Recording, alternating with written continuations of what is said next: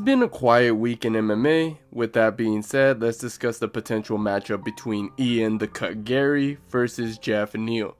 Now, it was initially scheduled for UFC 299, but later moved to UFC 298. And for this upcoming bout, my prediction leans towards Ian Garry. The thing that does get me a bit worried about my pick is Ian Garry's mental state. The entire WAG situation and the fans harassing him could play a huge factor for Ian. All this can ultimately cost him the fight, let's be realistic. Now, this fight isn't going to be one-sided.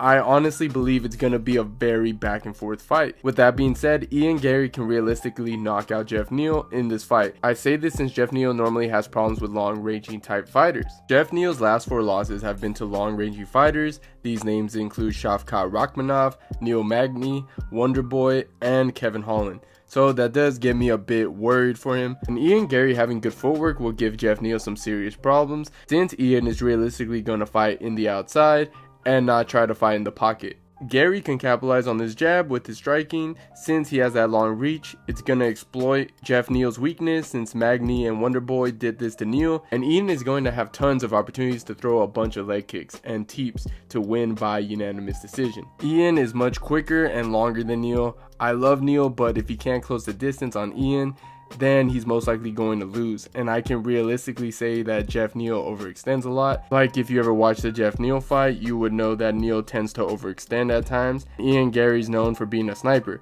and he's gonna wait for that pullback counter. Ian also has this effective in and out feint that could lure Geoff Neal into a bad position. We could realistically see Geoff Neal's first loss in the UFC by knockout or TKO. And I know people are going to say that Geoff Neal almost beat Shavkat. He did, but Shavkat was playing into Geoff Neal's game. It was mostly in the pocket in a back and forth war, and this fight with Ian is a completely different fight to that. I honestly feel like this fight was a smart stylistic matchup for Ian.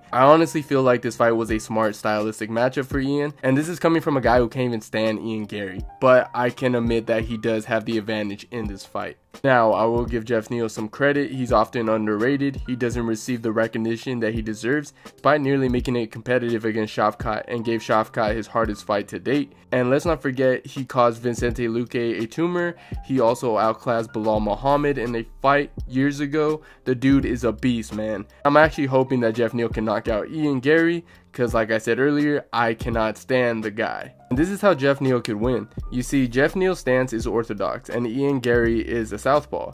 And Geoff Neal normally does really well against southpaw fighters. And let's not forget that Ian normally has problems facing orthodox fighters, since he got dropped by an orthodox lead left by Song Kanat. And the huge difference between the two is the speed of Geoff Neal's hands. He can realistically rival the hand speed of Ian Garry, and Geoff Neal has proven to have crazy power as well. I mean, if you go back to Geoff Neal's last fight against Shavkat, he was able to counter the jab from Shavkat, and it came in very fast. I would argue with anyone that Geoff Neal is the best boxer in the welterweight division, and is every wrestler's worst nightmare, since the dude has the best takedown defense in the division. And if Geoff Neal can close the distance, it's gonna be a very bad night for Ian, man. And I'm not gonna lie, Ian looks like he doesn't possess the best chin, so I'm just being realistic from my point of view.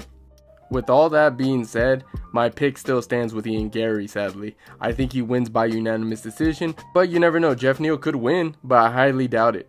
But anyways, what do you guys think? Let me know in the comments down below. And if you enjoyed the video, please leave a like. And don't forget to subscribe to the channel if you haven't already.